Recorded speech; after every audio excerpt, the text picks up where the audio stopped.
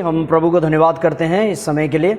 हम लगातार प्रभु के वचन से अध्ययन कर रहे हैं और इन दिनों में हम पाप के विषय में देख रहे हैं और हम आगे को भी कई अध्ययनों में इसी विषय को अच्छी तरह से अध्ययन करेंगे। आइए हम प्रार्थना करें। प्रभु आपको धन्यवाद करते हैं, आज के दिन आपने हमें दिया और इस तरह से हम लोग इकट्ठा हुए हैं आपके वचन को सुनने के लिए। हमारे आत्मिक आँखों को और कानों को खोल दे। पवित्र आत्मा आपके वचन के द्वारा हमसे बातें करे ताकि प्रभु हम सच्चाई को जान सके, अपने आत्मिक स्थिति आपके आगे क्या है हम जान सके। बाकी के समय आपके हाथ में रखते हुए ये प्रार्थना यीशु प्रभु के नाम से मांगते हैं, आमीन।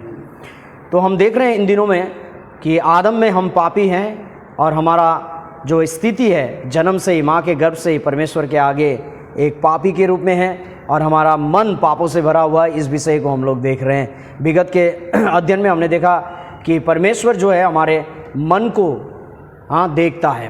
पहले सामुएल 16 अध्याय का 7 पद में कि मनुष्य का देखना तो बाहरी रूप को देखता है, लेकिन परमेश्वर का ध्यान जो होता है, परमेश्वर जो देखता है मन से देखता है। तो उसी विषय को आगे बढ़ते हैं हम। मरकुस 7 अध्याय का 21 से 23 प्रभु यीशु मसीह ने और भी हमें, जैसा नीति वचन 26 में कहा गया कि हमारे मन में 7 प्रकार के गंदे चीज़ हैं और उस चीज़ों को मैंने 7 पशुओं से उनके जैसा स्वभाव जो हम में है उसके बारे में मैंने आपको बताया। और आज हम प्रभु यीशु मसीह के वचन, उनके स्वयं कहे हुए वचनों के द्वारा हम देखेंगे कि हमारे अंदर में कैसे गंदगी भरा हुआ है जो हमें परमेश्वर के आगे अशुद्ध कर दिया है माँ के गर्भ से ही, आदम के वजह से। मरकुस 7 अध्याय के 21 से 23 पद क्योंकि भीतर से अर्थात मनुष्य के मन से बुरे बुरे विचार, बेविचार, चोरी, हत्या, पर स्त्री गमन, लोभ, दुष्टता, छल, लुचपन, कुदृष्टि, निंदा, अभिमान और मूर्खता निकलती है। यह सब बुरी बातें भीतर से ही निकलती है और मनुष्य को अशुद्ध करती है। तो यहाँ पर हम देख सकते हैं जब प्रभु के चेलों को, हम जानते हैं कि फरीसी लोग, शास्त्री लोग दोष लगाते थे कि तुम्हारे चेले हाथ धो के नहीं खाते हैं और पिता पुरखों के रीति रिवाजों पर नहीं चलते हैं। तो प्रभु यीशु मसीह उन्हें बताता है कि मनुष्य को जो अपवित्र करने वाली चीज़ है परमेश्वर के आगे, वो मनुष्य के बाहर से नहीं है, वो मनुष्य के अंदर है। और यहाँ पर प्रभु यीशु मसीह बताता है कि हमारे अंदर में कैसे कैसे चीज़ हैं। आप भी देखिए आपके अंदर में कैसे गंदे चीज़ भरे हुए हैं। बुरे बुरे विचार, प्रिय लोग, बेविचार है हमारे अंदर, चोरी है, हत्या है, पर स्त्री गमन है, लोभ है, दुष्टता है, छल है, लुचपन है, कुदृष्टि है, निंदा है, अभिमान है और मूर्खता है। ये सारे बातें जो आदम से हमें मिला है हमारे अंदर में है, जिसे हम पाप के स्वभाव कहते हैं, जो पाप है हम में और ये कर्म में निकलते जाता है, प्रिय लोग। और ये बात हमें भूलना नहीं चाहिए, जिसके द्वारा हम माँ के गर्भ से ही आदम में हम पापी हो चुके हैं। आगे बढ़ते हैं। भीतर में और बाहर में, भीतर में सब प्रकार के दुष्टता, जो प्रभु यीशु ने बताया मरकुस 7 अध्याय के 21 से लेके 23 पद में हमने देखा है।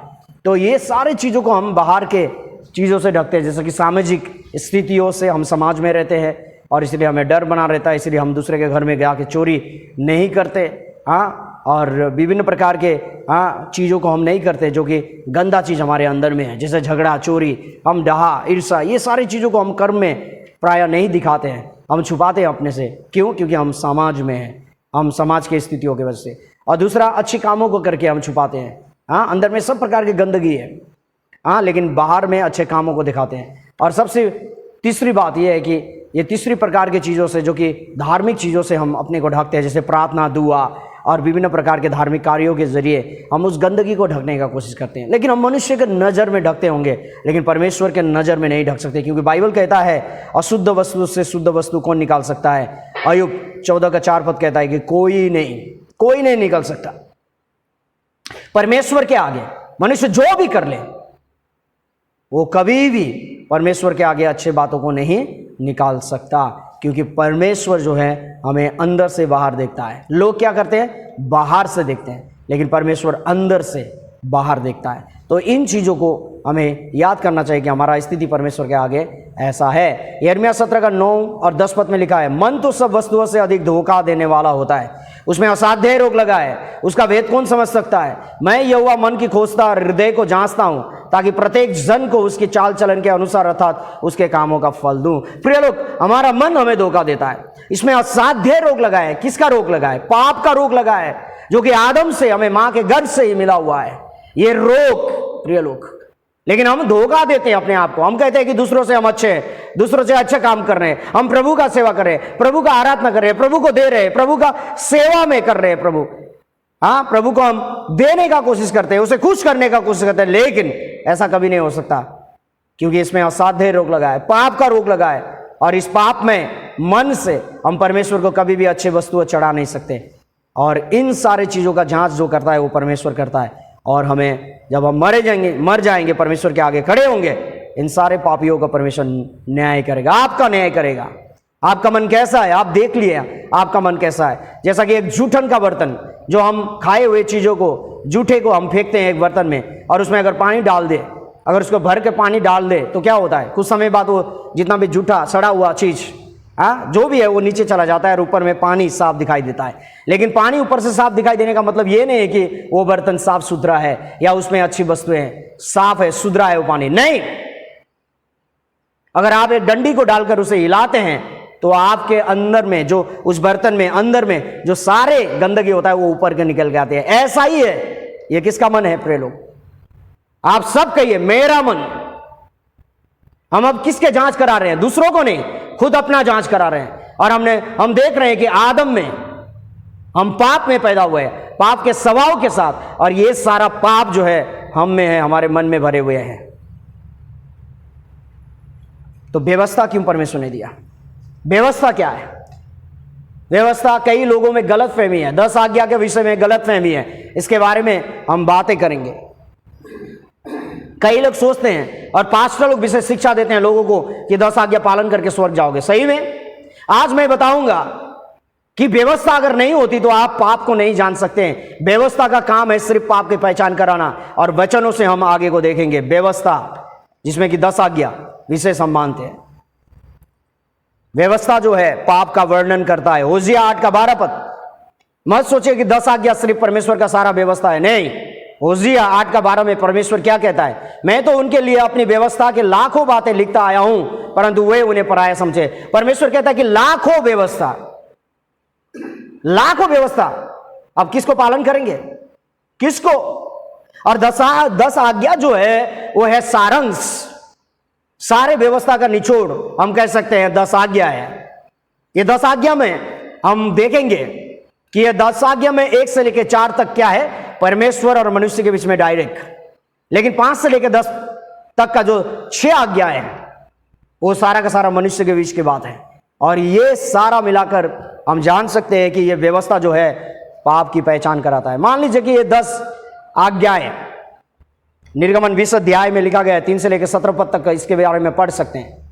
हाँ, ये 10 चेन का तरह है। मान लीजिए पहला, दूसरा, ईश्वर ने कोई मूर्ति खोद कर ना बनाना, परमेश्वर का नाम व्यर्थ ना लेना, विश्राम दिन का पालन करना। ये 1 से लेकर 4 डायरेक्ट परमेश्वर और आपके बीच का, मनुष्य के बीच का है। और 5 में माता पिता का आदर करना, हत्या ना करना, बेविचार ना करना, चोरी ना करना, झूठी साक्षी ना देना और लालच ना करना। ये 5 से लेकर 10 तक ये मनुष्य के बीच की है। ये सारा व्यवस्था मान लीजिए 10 चेनों का समान है, 10 सिकड़ी का समान है, जिसको पकड़कर आप स्वर्ग जाने का कोशिश कर रहे हैं।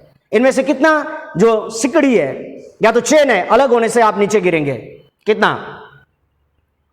1 काफी है। मान लीजिए आप 1 से लेकर चढ़ते चढ़ते 7 में चले गए, अगर 8 आपने तोड़ दिया तो आप कहां जाएंगे? नीचे जाएंगे, नरक। यही याकूब 2 का 10 कहता है। क्या कहता है? सारे व्यवस्था को पालन करके अगर एक बात में भी चूक जाओ तो सारा व्यवस्था का दोषी ठहरोगे। 1 पैसा 1 आना चोरी करना भी चोरी है, 10 करोड़ अरब खरब भी चोरी करना चोरी है, चोरी है। उसी तरह से पाप है, तोड़ना है। समझ में आ रहा है? यह बात बहुत इंपॉर्टेंट है। 10 आज्ञा कभी भी हमें पालन करके स्वर्ग जाने के लिए नहीं दिया है। मैंने कहा 1 से लेकर 4 परमेश्वर के बारे में है, दूसरा ईश्वर नहीं। दूसरा ईश्वर का मतलब क्या है? अगर आप बाइबल के अनुसार सच्चा परमेश्वर को नहीं जानते, यहोवा परमेश्वर को, जैसा हमने सिखाया है, जैसा सच्चे शिक्षक लोग आपको सिखाते हैं, अगर ऐसा परमेश्वर को आप नहीं मानते तो आप दूसरा ईश्वर को मानते हैं, जो कि बाइबल का है नहीं। वो उस पास्टर ने बनाया हुआ है, उस पॉप ने बनाया हुआ है, वो बिशप ने बनाया हुआ है, वो रेवरेंड ने बनाया हुआ है, वो थियोलॉजियन ने बनाया हुआ है, वो आपका बनाया हुआ है, वो दूसरा ईश्वर है। समझ में आया ना? जिस ईश्वर के बारे में हम बातें करें वो सिर्फ बाइबल बताता है, जो स्वयं परमेश्वर ने अपने वचनों में अपने बारे में लिखा है। उस परमेश्वर को ना जानने वाले दूसरा ईश्वर का पूजा करते हैं, चाहे आप क्रिश्चियन ही क्यों ना हो, आप चाहे अपने को मसीह क्यों ना कहे।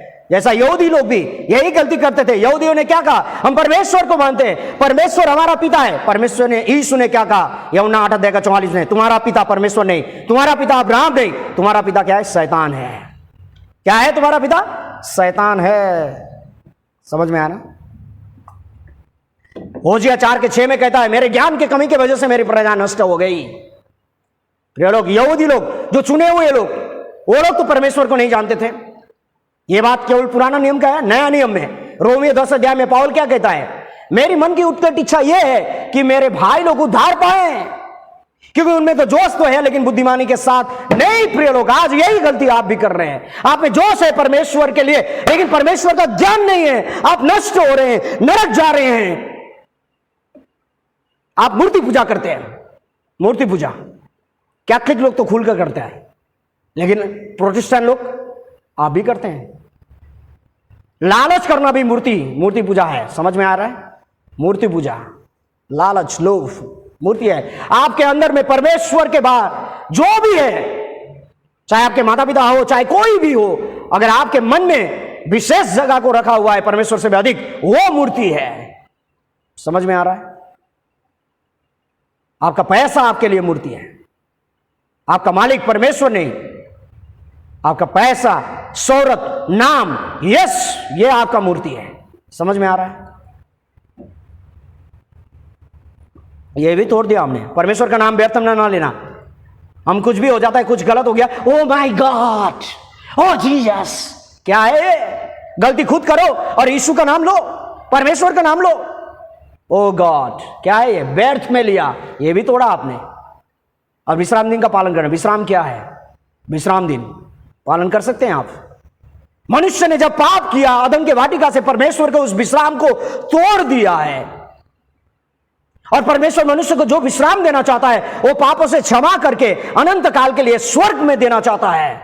क्या आपने लिया है वो विश्राम? विश्राम दिन क्या है? शुक्रवार शाम से लेकर शनिवार शाम तक। यहूदी लोग शाम से शाम तक का दिन को क्या करते हैं? एक दिन, अर्थात विशेषकर शनिवार के पूरा दिन को वो लोग क्या करते हैं? विश्राम दिन मानते हैं। आप मान सकते हैं?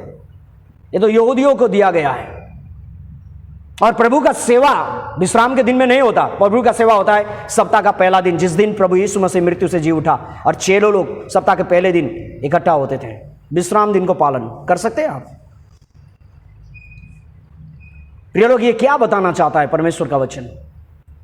अब मैं आपको 5 से लेके 10 का व्याख्या करूंगा।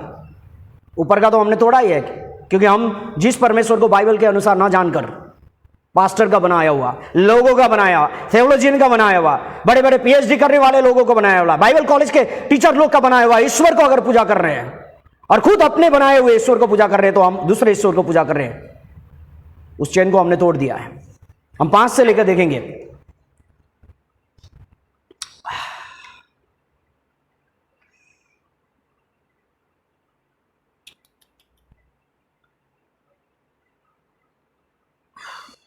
नहीं होगा,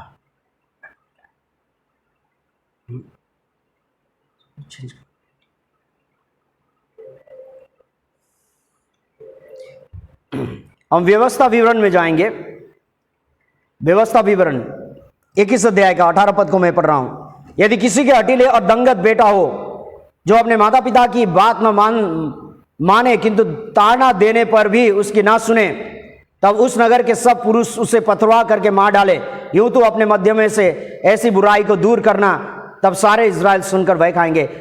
पांचवा आज्ञा क्या है 10 आज्ञा में? क्या कि माता पिता का आदर करो। आप करते हैं? जन्म से लेकर मृत्यु तक आप माता पिता का आदर करते हैं? नहीं करते। क्या आप ऐसा नहीं करते? आप और हम पल पल करते हैं। प्रिय लोग, पापा बोलता है बेटा रात को घूमने मत जा। ए बुढ़ा, क्या जानता है तू? फैशन है। वो दोस्तों के साथ मत जाना, वो बुरे दोस्त हैं। ये तो मेरा फ्रेंड है।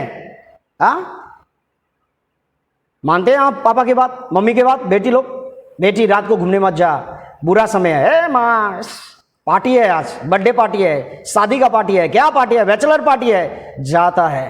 हम पल पल में मम्मी पापा का अनादर करते हैं। नहीं करते? हमने भी किया, हमारे बच्चे भी हमारा अनादर करता है पल पल। आप कर सकते हैं 10 आज्ञा को पालन? क्या परमेश्वर ने इसे पालन करने के स्वर्ग जाने के लिए दिया?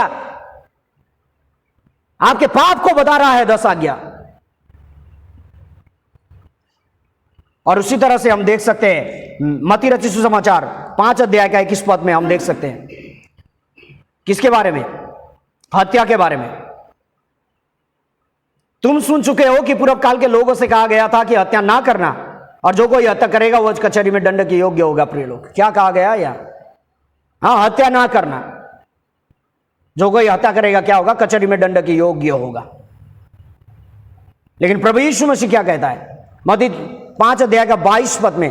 परंतु मैं तुमसे यह कहता हूं कि जो कोई अपने भाई पर क्रोध करेगा वह कचहरी में दंड के योग्य होगा, और जो कोई अपने भाई को निकम्मा कहेगा वह महासभा में दंड के योग्य होगा, और जो कोई कहे अरे मूर्ख, वह नरक के आग के दंड के योग्य होगा। प्रिय लोग, यहां हत्या करना, क्रोध करना, एक ही बात प्रभु यीशु मसीह यहां बताता है, एक ही है। तुम सुन चुके हो कि हत्या ना करना, लेकिन यीशु मसीह कहता है कि हत्या का मतलब सही में कहां से शुरू होता है? क्रोध। और लोगों को मूर्ख कहते हैं, हम बद दिमाग कहते हैं। ये सारा क्या है? हत्या करने के बराबर है, और ये सारे के सारे नरक जाएंगे। हो सकता है कि हम बाहर से हत्या ना करें, लेकिन किसी के साथ हम लड़ रहे हैं, बाहर से तो हत्या नहीं करेंगे, क्योंकि भारत का संविधान नहीं देता हमें अनुमति कि अगर बाहर से हम मारते हैं किसी को तो पुलिस आके पकड़ता है। लेकिन ये नहीं जानते कि परमेश्वर उसी क्षण पकड़ लेता है आपको, जब मन में आप सोचते हैं अगर मेरे पास चाकू होता तो मैं इस आदमी को मार डालता। क्योंकि परमेश्वर कहां से दिखता है? मन से।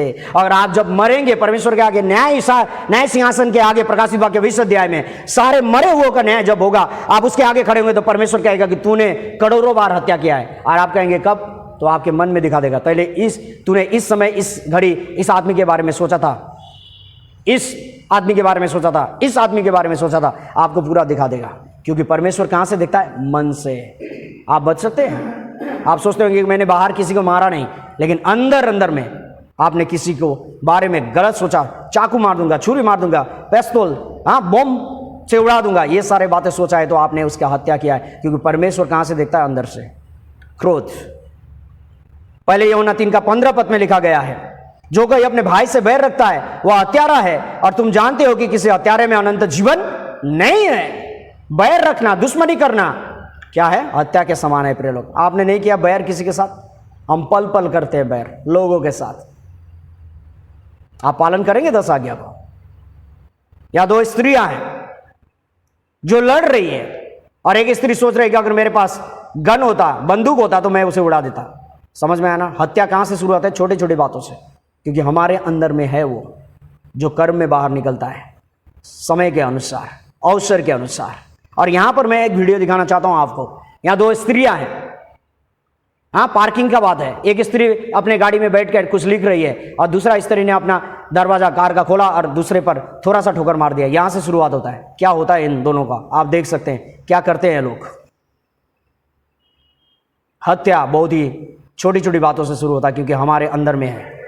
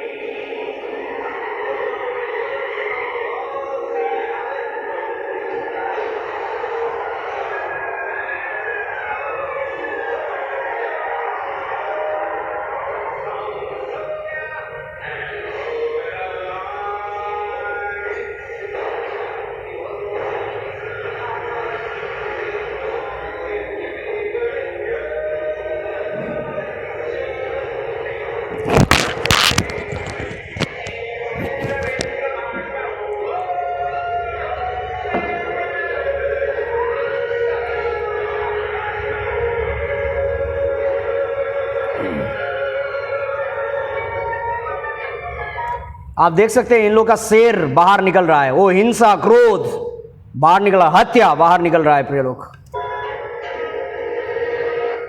देख सकते हैं एक दूसरे को मारने पर वो लोग, इतना सुंदर चेहरा कैसा बिगड़ गया। आपने देखा वो शेर निकल के आया, आप भी हत्या कर सकते हैं। और दूसरा हत्या लोग पल पल करते हैं, यह गर्भपात। जवान लड़का लड़की शादी से पहले ही शारीरिक संबंध करते हैं और बच्चा पेट में आ जाता है, बोलता है कि गिरा दो। गर्भपात, एबॉर्शन करते हैं, यह हत्या है, यह हत्या है। उस भ्रूण में भी जान होता है, उस इम्ब्रियो में भी जान होता है, जो बच्चे एक बार गर्भ धारण में हो जाता है। समझ में आ रहा है? आज कई यूपी बिहार और विभिन्न प्रकार के जगहों में कई ऐसे जगह है जहां पर बच्चा पेट में आ गया 1 साल के अंदर शादी के बाद, और मर्द कहता है कि मुझे बच्चा अभी नहीं चाहिए। आप क्राइम पेट्रोल देखिए, आप सावधान इंडिया देखिए, वहां पर आपको देखने को मिलेगा इन सारी चीज। मुझे अभी बच्चा नहीं चाहिए, मुझे बच्चा नहीं चाहिए, गिरा दो। और कई लोग जो होता है गुप्त रूप में और इस बात को पता लगाते हैं कि बेटी है तो बोलते हैं कि मुझे बेटी नहीं चाहिए, मार दो। ये मूर्ख, तेरा अधिकार नहीं है जान लेने का, प्राण लेने का, क्योंकि जान और प्राण लेने का और देने का काम है परमेश्वर का। तू हत्यारा है। और जवान लोग होशियार, विवाहित लोग होशियार, गर्भपात ना करें। यह गर्भपात हत्या है। बच्चे को काट काट के निकाला जाता है, इस तरह से काट काट के। आपको पता है एक एक अंश उसका निकाला जाता है, कितना दर्द होता होगा उसे, कितना चिल्लाता होगा वो। ये पाप हम कर रहे हैं। मत्ती रचित सुसमाचार 5 अध्याय का 27 और 28 पद में बेविचार के बारे में क्या लिखा गया है? 10 आज्ञा में तुम बेविचार ना करना। लेकिन यीशु मसीह क्या कहते हैं? तुम सुन चुके हो कि कहा गया था बेविचार ना करना, परंतु मैं तुमसे यह कहता हूं कि जो कोई किसी स्त्री पर कुदृष्टि डाले वह अपने मन में उससे बेविचार कर चुका है। मत्ती रचित सुसमाचार, मरकुस रचित सुसमाचार 7 अध्याय का 21 से 23 पद हमने देखा कि बेविचार हमारे अंदर में है। कौन नहीं करता बेविचार? पास्टर, रेवरेंड, पॉप, बिशप नहीं करता बेविचार। और जो कहता है कि मैं बेविचार नहीं करता वो झूठा है। सब करता है बेविचार, नहीं करता। इस तरह से बीवी है अपने साथ में दूसरे लड़की, पति है अपने साथ में दूसरा लड़का पर आंख डालता है, कुदृष्टि डालता है, नहीं करता है। यीशु कहता है कि बेविचार है ये। और आप और हम जब प्रभु के आगे खड़े होंगे बोलेंगे कि तूने अरबों बार बेविचार किया है। कैसा? आप पूछेंगे, देख दिखा देगा इस लड़का के, इस लड़की के बारे में, इसके बारे में, उसके बारे में। आप सोचते हैं जवान सिर्फ, बूढ़े भी करते हैं बेविचार, सब करता है। मैं आपको एक वीडियो दिखाना चाहूंगा, आप देख सकते हैं बेविचार कूट कूट के भरा हुआ है। हाँ?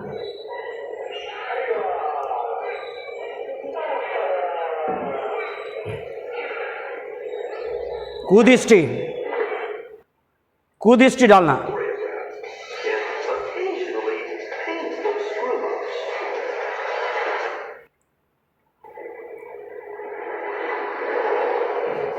पार्किंग में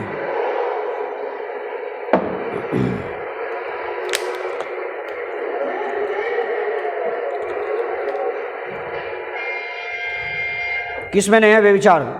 कई लोग बोलते हैं मैं तो विवाहित हूं, मुझ में ये ख्याल नहीं आता है। वो झूठ बोल रहा है, उसमें ज्यादा ख्याल आता है। मैं पास्टर हूं, मुझ में नहीं आता है, मुझ में भी आता है, सब में आता है, क्योंकि हम में कूट कूट कर भरा हुआ है बेविचार, हमारे अंदर है। प्रिय लोग, कैसे छुपाएंगे इसको और बाहर से दिखाएंगे मैं बेविचार नहीं करता हूं? परमेश्वर कहां से देखता है? अंदर से, अंदर से। हाँ, यहां पर चोरी के बारे में हम देख सकते हैं। चोरी आप सोचते हैं चोरी नहीं किया। आप जब छोटे छोटे थे आप चोरी नहीं करते? स्कूल में जाते किसी का पेंसिल, किसी का कॉपी उठा के लाते हैं, चोरी नहीं करते हैं आप? चोरी किया है। 1 पैसा चोरी करना भी चोरी है, करोड़ों चोरी करना भी, किसी का सामान उठाना भी बिना पूछे हुए इस्तेमाल करना भी वो चोरी है, किसी के पड़े हुए सामान के बारे में, हाँ, उसके बारे में झूठ बोलना भी चोरी है। और बाइबल विभिन्न प्रकार के इसके बारे में बताता है। ले व्यवस्था 6 का 2 पद में लिखा गया है, यदि कोई यहोवा का विश्वासघात करके पापी ठहरे, जैसा कि धरोहर या लेन देन या लूट के विषय में अपने भाई से छल करे या उस पर अधेर करे। 3 पद, ले व्यवस्था 6 का 3, या पड़ी हुई वस्तु को पाकर उसके विषय झूठ बोले और झूठी शपथ भी खाए, ऐसी कोई भी बात क्यों ना हो जिसे करके मनुष्य पापी ठहरता है। हाँ, हम नहीं करते, हमने भी किया है। हमारे बच्चे भी करते हैं, किसी का सामान उठा के लाते हैं कि कोई उसे सेक के पीने के लिए देते हैं, रखने के लिए देते हैं, अब उसे हजम कर लेते हैं। ये भी चोरी है, विभिन्न प्रकार की चोरी हम करते हैं। और उसके बाद झूठ, झूठ तो कूट कूट के भरा हुआ है। वचन संहिता 58 का 3 पद, दुष्ट लोग जन्मते ही पराये हो जाते हुए, पेट से निकलते ही झूठ बोलते हुए भटक जाते हैं। आप अपने बच्चों को, या तो हमारे माँ पिताजी हमें कभी भी झूठ बोलना सिखाया नहीं, झूठ बोलने के लिए कोई क्लास लेने के लिए नहीं, कोई भी बुरे कामों को करने के लिए कोई क्लास और स्कूल नहीं, पढ़ने की आवश्यकता नहीं है, ये खुद ब खुद निकलता है अपने अंदर से। झूठ भी ऐसा ही है, जब बच्चे बोलना शुरू करते हैं तो क्या बोलते हैं? झूठ झूठ। आज मेरा बेटी है 4-5 साल का है, 5 साल का बेटी है, कभी वो गड़बड़ करती है, जब मैं पूछता हूं तो बोलता है कि माँ ने किया, जब माँ पूछती है तो पापा ने किया। क्या है ये? मैंने कभी नहीं सिखाया, मैंने बुरे संगत में उसे रखा नहीं है, वो तो घर में बंद होती है, घर में रहती है, दोस्त तो इतना है नहीं उसके साथ। तो फिर कहां से आया? ये आदम से आया है, जो कि आप में भी है, मुझ में भी है। और विशेषज्ञों ने कहा है कि दिन में लोग करीबन 200 बार झूठ बोलते हैं। हमारे अंदर में है झूठ का बैंक, हम एटीएम है पाप का प्रिय लोग। और प्रायः झूठ कैसा होता है? लोकप्रिय झूठ क्या होता है? ट्रैफिक जाम था, स्टूडेंट भी बोलते हैं, स्टाफ भी बोलते हैं, सभी लोग बोलते हैं। लेकिन शुरू क्या करते हैं हम? घर से देरी करते हैं, पहुंचते हैं देरी से और बोलते हैं कि हाँ ट्रैफिक की वजह से आ नहीं पा, दिल्ली में बहुत ट्रैफिक है। चलता है ना ये झूठ? आप नहीं करते? कूट कूट कर भरा हुआ है। हम दिन में करीबन 200 से भी अधिक बार झूठ बोलते हैं। और लालच, लालच के बारे में तो मैंने बताया, मेरा तो मेरा, तेरा भी मेरा नहीं है आप में। ये सारा चीज हमने देखा। इसका मतलब है हमने एक व्यवस्था को नहीं, सारे व्यवस्था को तोड़ा है। इसका मतलब है परमेश्वर ने व्यवस्था हमें पालन करके स्वर्ग जाने के लिए नहीं दिया। तो क्यों दिया? क्यों दिया? क्यों दिया परमेश्वर ने? इसके बारे में जानना बहुत जरूरी है। याकूब 2:10, क्योंकि जो कोई सारी व्यवस्था का पालन करता है परंतु एक ही बात में चूक जाए तो वह सब बातों में दोषी ठहर चुका है। एक को तोड़ना 10 को तोड़ना बराबर है। और हमने देखा कि हमने 10 को तोड़ा है पूरा का पूरा। अभी मैंने आपको बताया प्रिय लोग कि प्रभु के अपने शब्द के मुताबिक हम अंदर से गंदे हैं, हमारे मन में पाप भरा हुआ है। और ऐसे पापी कभी भी परमेश्वर के पवित्र वचन को पूरा नहीं कर सकता, एक भी बातों को। तो अब प्रश्न उठता है कि जब पापी उसके वचनों को पालन नहीं कर सकता है तो परमेश्वर ने ये वचन क्यों दिया? इसके बारे में आने वाले वीडियो में मैं आपको बताऊंगा। प्रभु आप सभी का आशीष करे। जय मसीह की। Thank you very much.